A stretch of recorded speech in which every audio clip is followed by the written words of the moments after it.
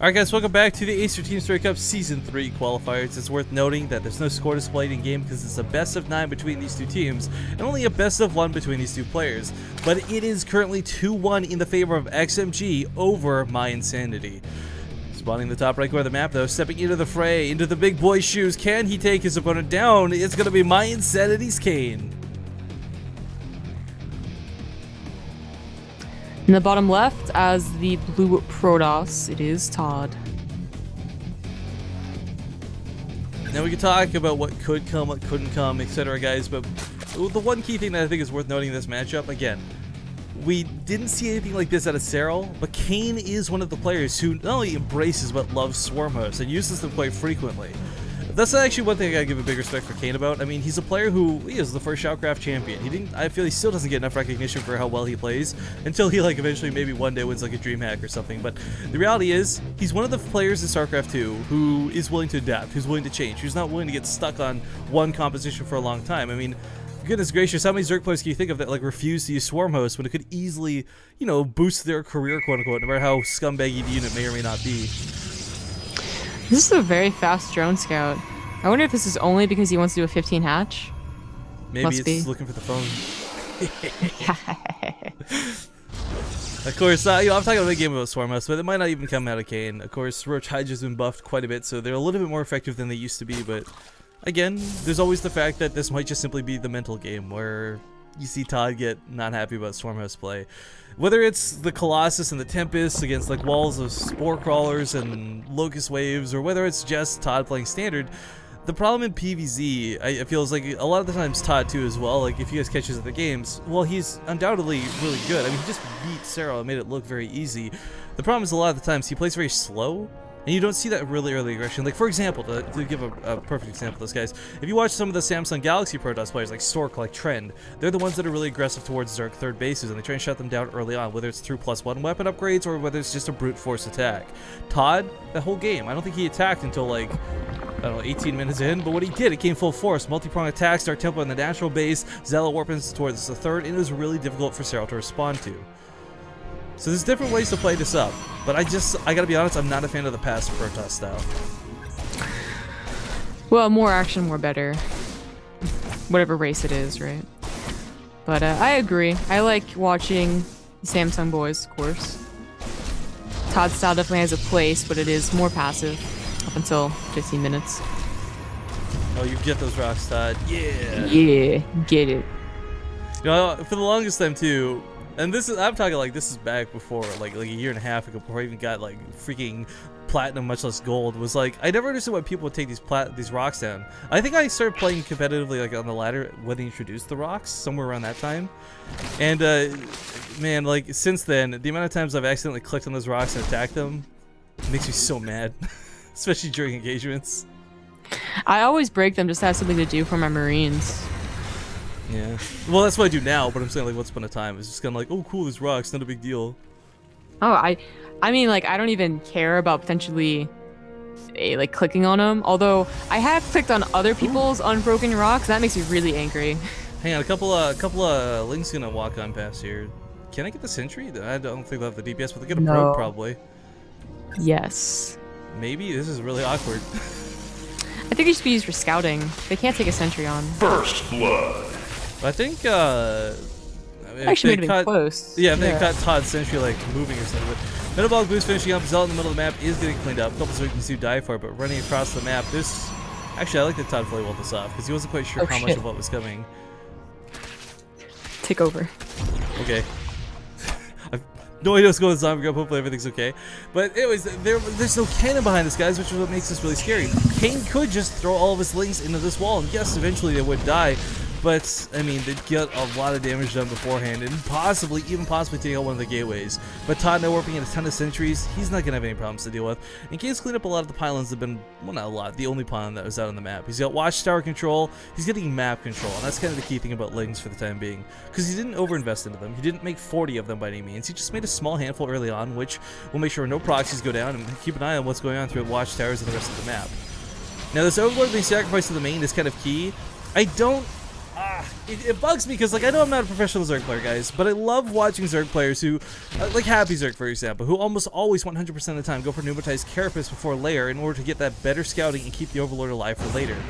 Not saying that there's, like, the best or a bad way to deal with it, but, I mean, it's the difference of your Overlord dying versus being able to scout 2 or 3 more times, which is a little unfortunate, and Kane did not see a whole lot for it. Now, that being said, it's a big gas investment. Sometimes layer tech is way, way, way more important. So it makes sense, and scouting is key in StarCraft 2.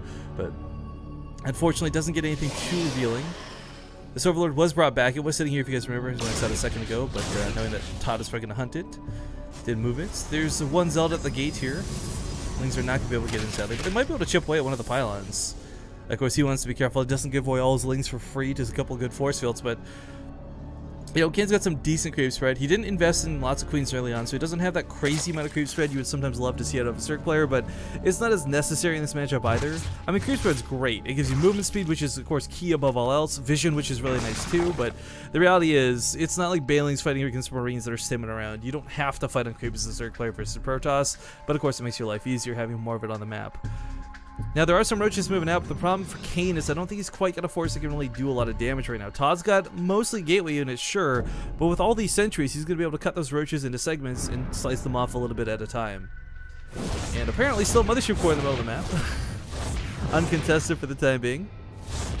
Actually, should have picked off a couple of creep tumors, but not afforded that opportunity. ToD is going to knock down these rocks, making it a little bit more difficult to deal with. I would have preferred if he had left them at 10 health. I do like seeing that a lot more. It's a bit more, I think, precise. But, ooh, 2 sentries almost get caught out here. A couple Zerglings are going to try and get away. Ooh, not too many get out alive, sadly. But if he could have gotten those sentries, that would have been a really nice dive for Kane. ToD, though, on +1 weapon upgrade is going to make his Zealots so much more effective against Lings from this point on. For those who don't know, just a quick little nod to the side here is +1 weapons for Zealots will allow them to 2-shot Zerglings instead of 3-shot them. So it makes you deal with the Zerg army a lot quicker, a lot faster. But of course, upgrades just in general are better to have anyways.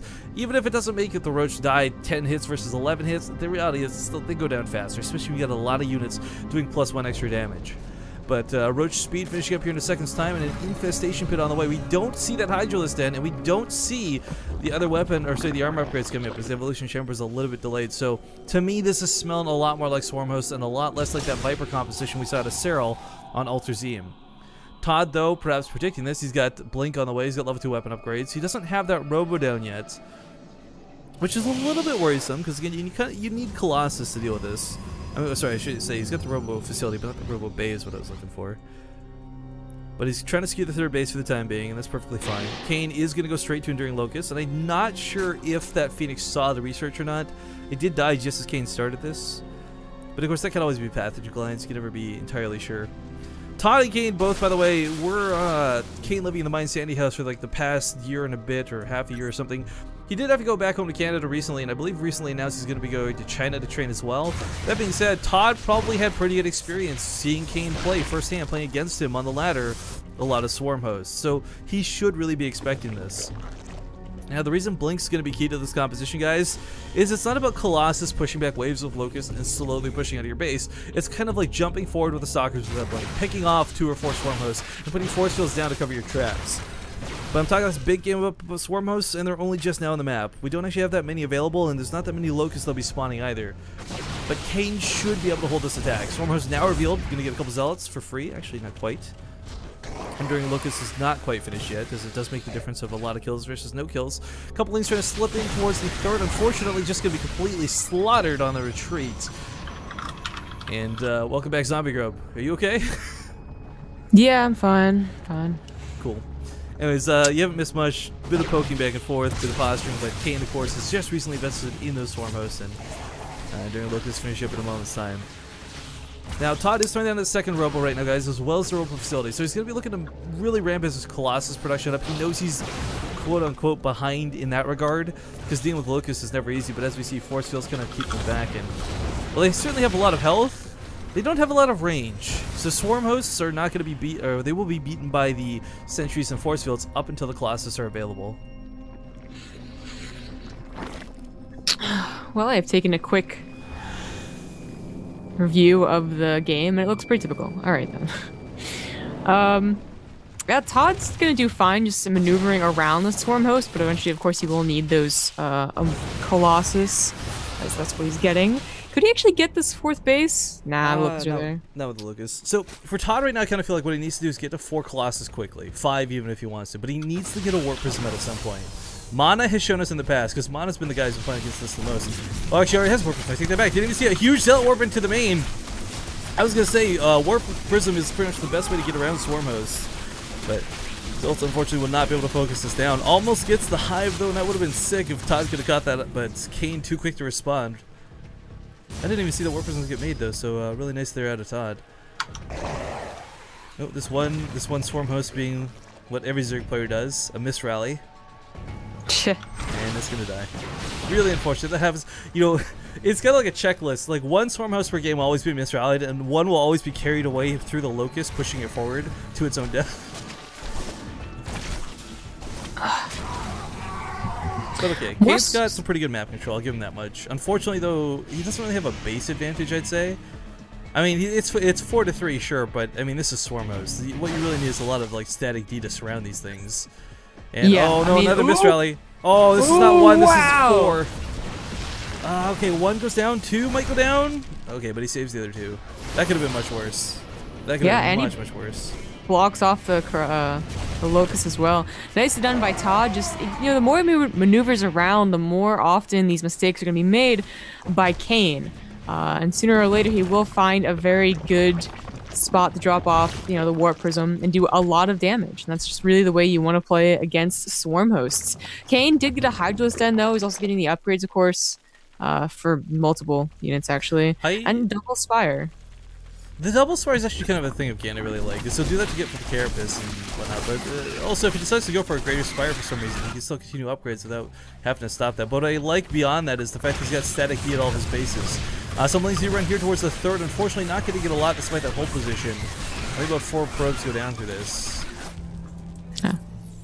But Colossus on the ledge are going to shell away at the mineral lines. He doesn't even have to work around the Locust if you just shoot above this cliff. So this is a really nice position for ToD, and this is a really bad base for Kane. A very, very terrible base. Actually. Oh, but he's going to catch one of the Colossus with some roaches. Nice, but he has to be sure not to lose all the roaches for it. They'll get away. Doesn't have Burrow, sadly, either, so he can't heal up the damage he's taking. I really hope that he would take another base, any other base to the left side. Another Warp Prism attack goes to the natural, and it's going to get it. Really unfortunate here, but this is great use out of the Warp Prism from ToD. This is the way to do it, guys. Some Vipers are going to try to abduct this. Shutting this down is huge, but it's also not too difficult to make another. As Warp Prism, it's a mineral investment, guys. It doesn't even take gas. But some Zealots coming towards the main. These will be shut down pretty promptly. I'm surprised Kane's not trying to abduct that Warp Prism. But while the army's got its attention drawn here, ToD moves up towards the 3rd while this is happening. And while there are certainly a lot of Spore Callers here, these aren't even going to buy him enough time to get his units in position to fight. And oh, that Swarm Host was good. Why did it burrow? Went to escape, man. My life for ire, literally. Big recall goes off. Not sure if the Locust Wave was coming or not, but ToD's safe and Sora does get out of there alive. And that Warp Prism still stands down here towards the main. Or I guess up here towards the main. Yeah, that's super annoying for Kane. He has 2 Spires, unless they were cancelled. So why not just go ahead and make even a single Corruptor? It might be laughable, but at least it'll follow that around. Yeah, he's got 2 both at the natural base. Unfortunately, everything here is bleeding out at the moment. He's going to feed us some creep now with that Overlord. But okay, so massive Corruptors on top of this. I mean, this is where the game gets a little bit worrisome. Not so much from the perspective of a viewer, not so much because you're like, oh boy, it's Swarm Host, but because it's kind of like, what's that next step? ToD's already shown that he's really good at multitasking. He's really good at dancing around Kane. But Kane, unfortunately, hasn't been able to get much done at all. In fact, all he's really been doing all game is sacrificing Swarm Hosts. He's lost about 7 guys, and I'm pretty sure all 7 of those are from misrallies. I think so. Look at this. This is what I was talking about too. Look at all these units being pushed forward by the Locusts. These are such scumbag units. For both, I guess, Protoss and Zerg players, but unfortunately, Kane, he doesn't have a lot of presence for harass ability. I mean, he's got level 3 ranged weapons coming up. He's going for both Carapace and armor upgrades on the air, so that's going to be really nice for his Corruptors, but One thing I'm a little bit concerned for ToD is he doesn't have any Stargates down, making Void Rays is out of the question for the time being, and while he's got every step right as far as dealing with Swarm Host goes so far, he's missing that air element. I think he's okay with it now. Obviously, ToD, being a player on the European server, has a lot of experience against Swarm Host. That's that Kane doesn't, but ToD seems to really have a very good understanding of it. And I think he's perfectly fine with just, you know, the Warp Prism, dancing around. I think this is probably also the more fun way, honestly, to play against Swarm Hosts than to get up to the mass air and kind of stall out. A lot of Locusts armed and ready. Army Poop moving towards the western half of the map. We got a couple more results running by towards here on the east, but it doesn't really matter. This base has not been doing much this game, other than being a huge target for Kane, or for ToD to chill away at Kane for. But Kane's got some merchants moving out towards ToD's third. This army's going to push in here. The Spine Cars are buying him a little bit of time, but the Locusts are going the wrong way. Oh, what? Okay, well, this next wave we'll try to intercept, but a big recall goes off to try and shut this down. Kane not quite able to snipe that Nexus, but he will be able to get a good chunk of these roaches away. And he should have seen that Warp Prism too on the way out. Huh. Meanwhile, Udyr, this base under attack once again. We do have some Spine Crawlers going to try and hold it. I kind of wonder if it'd be worth investing in like some sort of like evolution chamber wall there. Well, actually, probably, because it'd still be useful for the Vipers as well. Yeah, they can suck the energy or the life off of it soon, but Bleak Forward here in the middle of the map, trying to catch those roaches from earlier. The Swarm Hosts, they need to rally on towards south. There's still a lot of force fields available, guys, so even if ToD gets caught off guard by Swarm Hosts, you can easily throw in a couple force fields exactly, to make sure that he doesn't really take any concrete damage from this. ToD, surprisingly, has been doing a great job at minimizing damage from this, because, you know, with free units, usually the Protoss players are really far behind and resources lost, but ToD's only just barely behind. And it's really not by much. I think ToD's in a really good positioning. Maybe I just like the way that ToD is playing this more than like the way Kane is playing it. But I wouldn't disagree. ToD's in a pretty good spot for sure, and Kane's been kind of struggling to respond. But as we see, he's starting to sacrifice drones. He's feeling in a pretty good spot as far as his late game goes. And this army, well, it's going to soak some Locust waves for sure. That's a lot of hallucinated Colossus. Holy crap! Wow.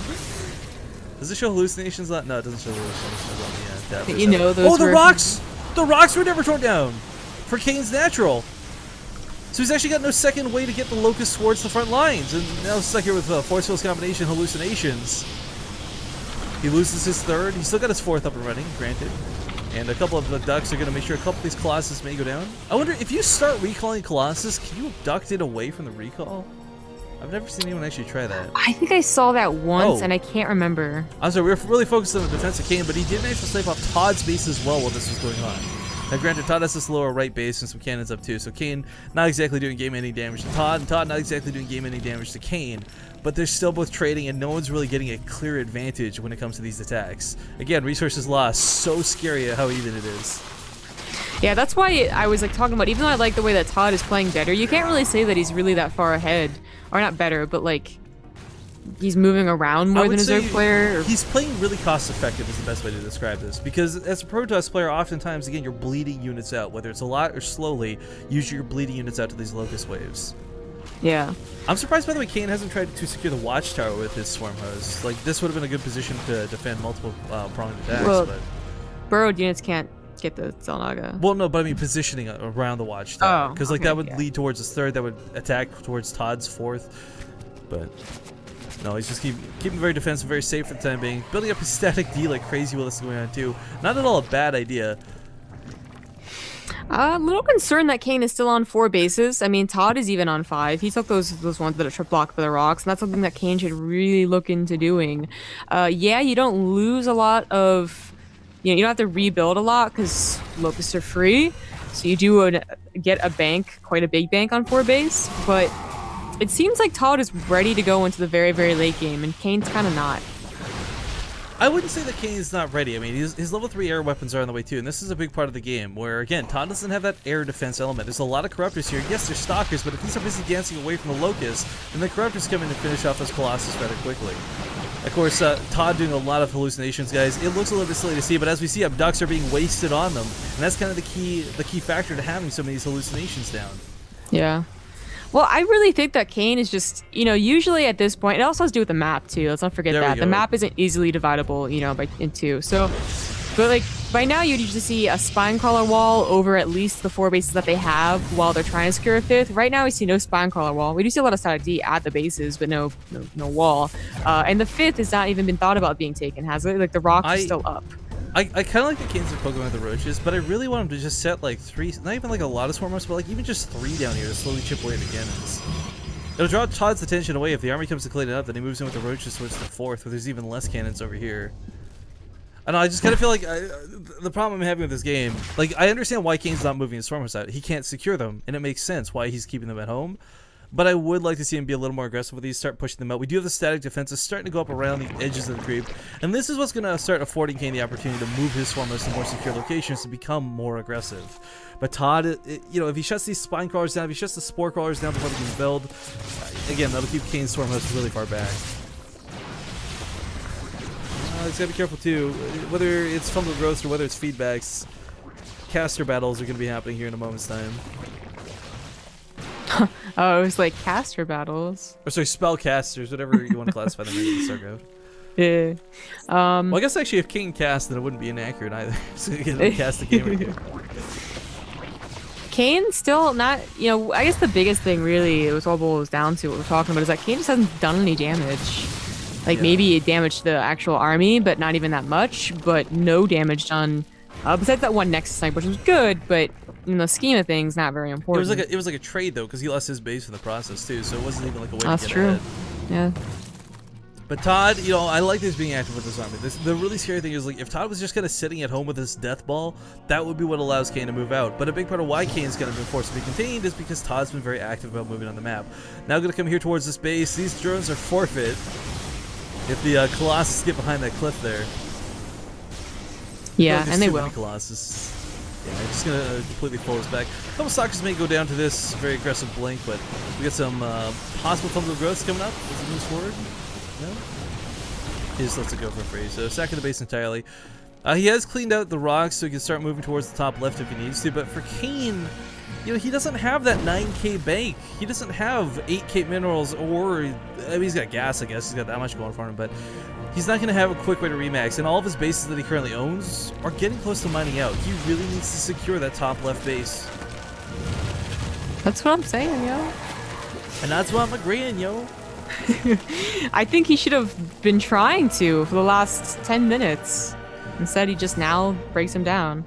Well, Todd's finally getting that air element involved, and I mean, the stalkers are scary, sure, but the corruptors are on 3-3 at this point. It's really not the stalkers that are the biggest worry. If they get a couple corruptors, cool, but the corruptors will kill the Colossus way before the stalkers kill every single corruptor, especially with the abduct mechanic. But for Kane, okay, now he's starting to move the Swarmos around. Now he's feeling a little more confident with that static D established. He's finally moved them out of that chokehold around the natural. And this actually expands it to the point where they can actually, these locusts can reach his opponent's base.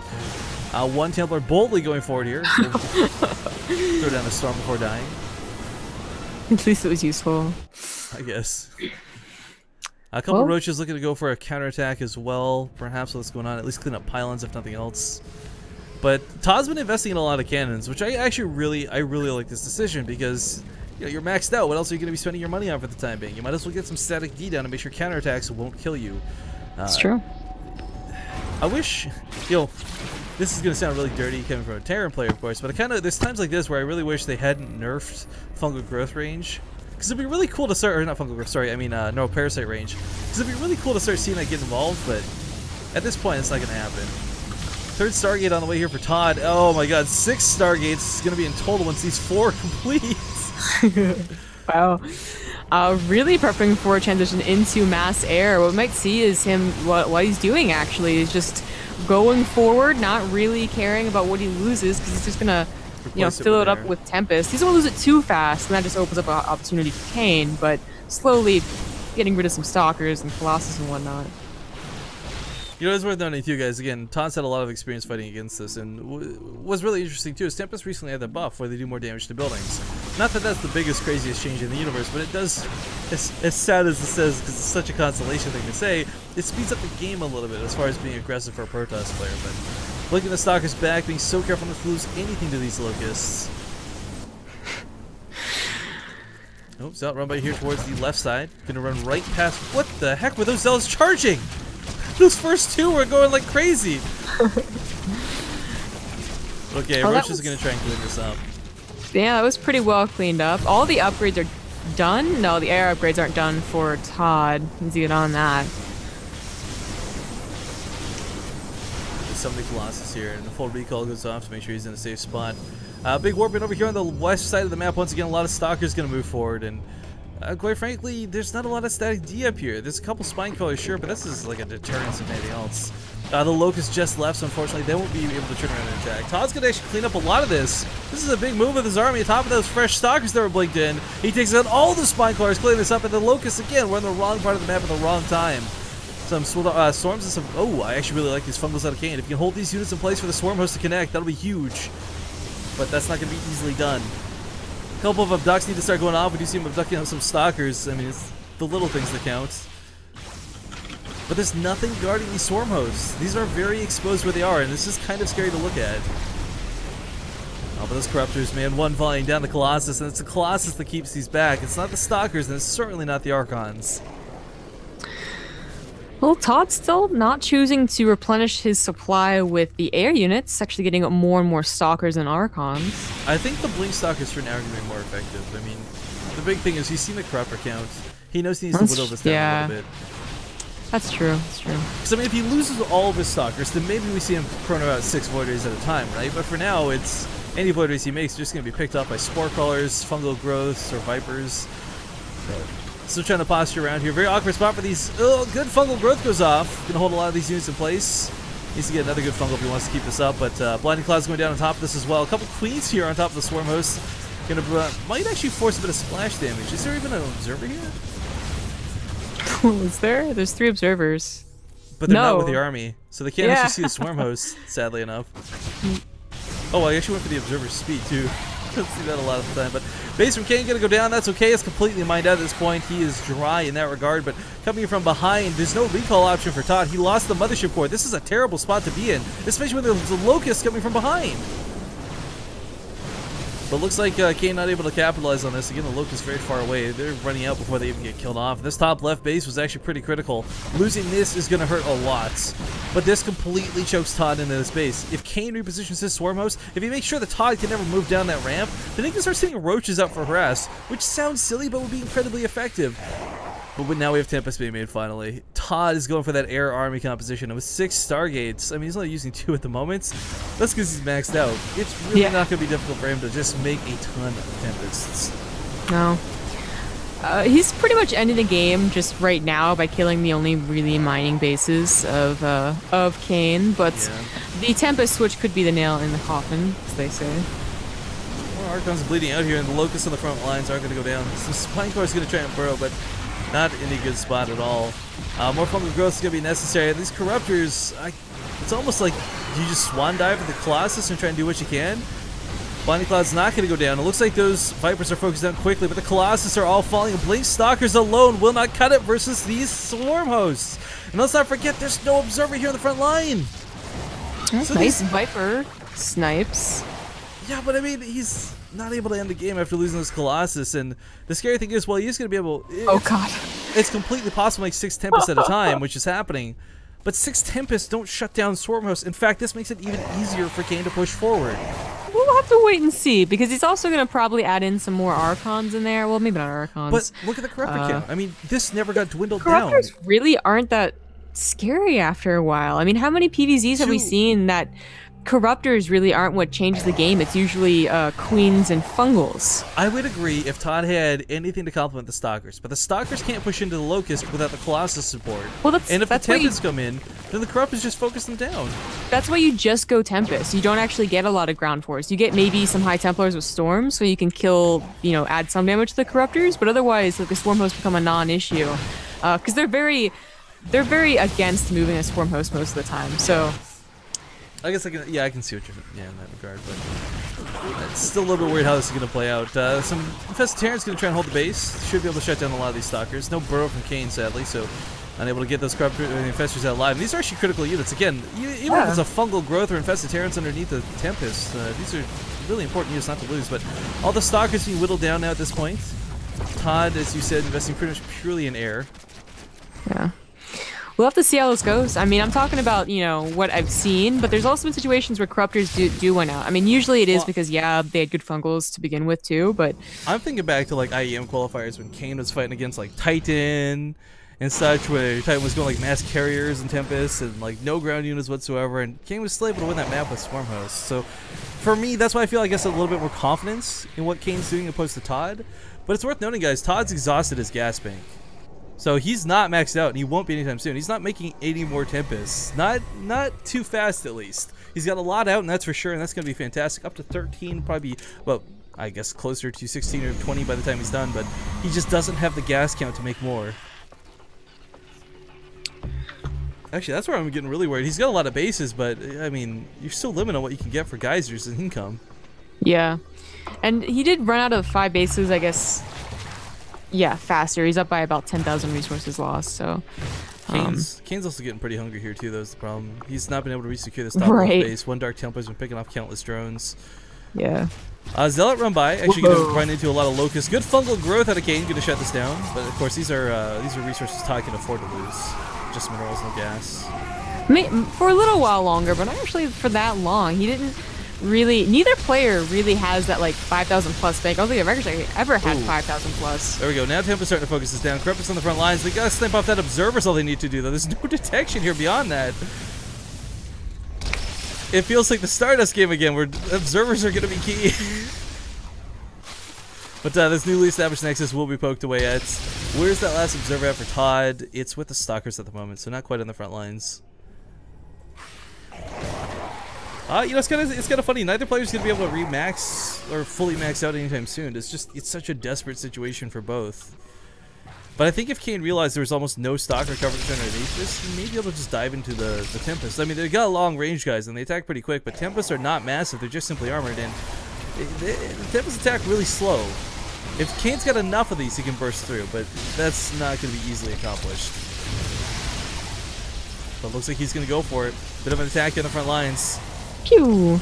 Corruption going down and some Tempests being focused. It's not got the Locust support on the right side. The Stalkers are on the left, not on the right, so he's going to lose a lot of these Corruptors unnecessarily. Still going to win out. He needs some Archons or Storms to help out there. Actually, never mind. Well, that quickly changed over. That did quickly change over. But ToD, again, he's left with very few Tempests is what makes this so scary. Yeah, and Tempests are still more expensive than Corruptors, like straight up.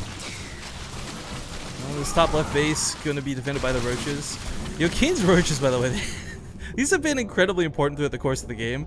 Objectively, they haven't been getting a lot done, but they've been defending, they've been harassing, they've been poking, and they've been the mobile force that he's needed all game. Because the Swarm is, of course, again, very immobile in that regard. But man, this is Kane's geysers are completely exhausted on these 3 bases. He's got a couple gases. Actually, he's got 400, 300 gas-ish still left at that base. But at the top left is going to be so important. ToD is pretty much mined out as far as these other bases are concerned. His bottom right getting a little bit low.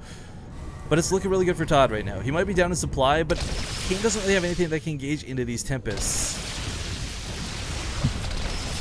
I kind of... I like the repositioning of the Swarm Hosts, I guess. But, yeah. I mean, these expose them. ToD just has to turn around. These are dead. It is a dangerous game to play. I like the Oracle too, by the way, that's been made on top of this. This is also another form of detection that'll be served, but Stargate's being picked off. Not really the thing he needs to worry about, though, because, again, ToD's not going to be producing 6 units at a time anytime soon. Not for Stargates, at least. Yeah. This attack at the top left going to shut down the base. Kane trying to do what he can. Don't get me wrong, guys. This is a pretty desperate situation for both. ToD's being very careful with his Tempest because he doesn't want to lose them. But Kane, man, where is the Infestors, man? He's only got 2 of them. Infested Terrans on mass would actually be fantastic. If he could burrow the Infestors underneath, say if he had 8 of them, just drop a ton of Infested Terrans and 1 full growth on top of the Tempest, would shut this down pretty quickly. But revealing everything now, moving towards the lower right. ToD looking to respond and go for the defense. A fight over top of the Swarm Host, like the worst thing that Kane could hope for. And he's gonna move them. Okay, cool. I like that. Yeah, I like that he is moving them, using them. I really wish he would just segment off 1 or 2, though. And I mean, like, not maybe towards the cannons, but even just to sit in the mineral lines to make sure mining stops. But I guess every unit's so critically important and precious at this point. Even almost at this point, I would almost wish the Sport Crawlers were all brought back. I mean, just segment and group everything. But, ooh, gonna take a very poor start to this engagement. On top of this, there are... this is enough detection. Void Rays are gonna deal with the Corruptors pretty easily here. Yeah. Both players in a terrible spot. Yeah, Todd's still really scared, and as long as he figures he can keep that base alive, which he's already on the way to really securing after taking a chunk of those swarm hosts, he's going to win out in the long run, and that's why he's not really too eager to press in, even if he sees an advantage. This is looking better and better for Todd, guys, but again, it's not a situation where he wins necessarily outright yet. Cleaning up these Locust Waves is not going to be easy, and Kane will eventually whittle this down if Todd can't break those, but some Spore Crawlers are made, but really a deterrent at best. They do snipe off the Observer, which is nice, but let's not forget the Oracle still stands, and it can turn into detection mode pretty quickly. Corruptors are going to move forward a little bit here. Last couple Stalkers actually been picked off here on the ground for Todd, but still a lot of Void Rays remain, and it's so, like, where are the infestors at this point? Kane's got a massive gas bank. 5 drones, though. He doesn't have the minerals to do anything, and he's not trying to establish a new economy anytime soon. I kind of... Oh, this Nexus, really nice. Yeah. It's actually, that is nice, because I think Todd is really expecting to keep that base. Unfortunately, Tempest just did not do enough damage fast enough to the Locusts. I almost wish drones were being made right now to long distance mine. I mean, there's a couple long distance mining, sure, but he doesn't need a lot of minerals to make infestors, and that might be his best bet economically at this point, because again, he's got a 2.4k gas bank. What is he going to do with that? I mean, there's no other unit you can really make that's going to be as efficient as, say, a bunch of infestors. Oh, but Army going to catch these queens. Transfuse from Kane, actually, so definitely paying attention to this. But no abducts, no Vipers, no infestors. I don't know, Zombie Grub. This is looking like Todd's game at this point. But it has been for a while, let's be honest. Yeah, I think this has been Todd's game for a while. Just, you know, you never want to push into Swarm Host and, okay, GG. Kane. GG's. Pretty decent fight out of Kane, but I guess not the map for it. Todd now leads the series with XMG 3-1 over mYinsanity. It's quite a long game, too. Almost at the 1 hour mark. Not quite there, but almost.